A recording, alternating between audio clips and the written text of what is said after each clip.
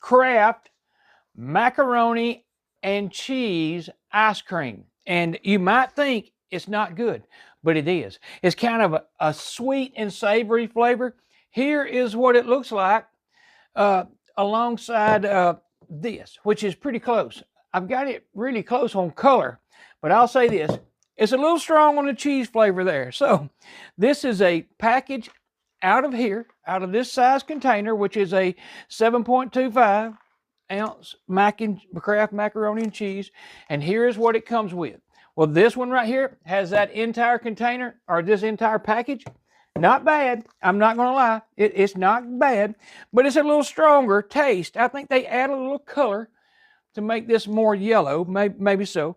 But I'm about to add half of this to that 1 pint of ice cream and mix it up in my Ninja Creami. And I think I'm going to have pretty close to that. And if it's not, it'll be close enough. I'll guarantee that. Be back.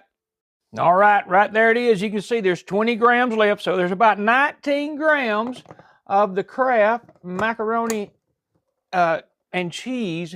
Actually, there's no macaroni in the recipe, either in here or in mine, but this one doesn't have it either. It's good, but it doesn't have macaroni. I thought it might, but it don't. So there's 19 grams going in. We're going to mix it up, see what it looks like. All right, let's take a look. It is ready. And there's what you get. Now, you can see maybe a little color difference. I'll say that. It's not quite as dark. The Ninja one isn't, but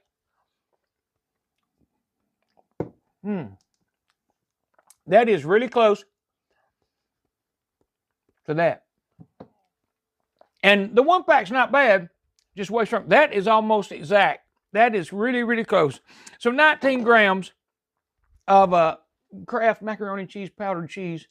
The powdered cheese from your Kraft macaroni and cheese box will work excellent if you'd like to try to make this right here at home.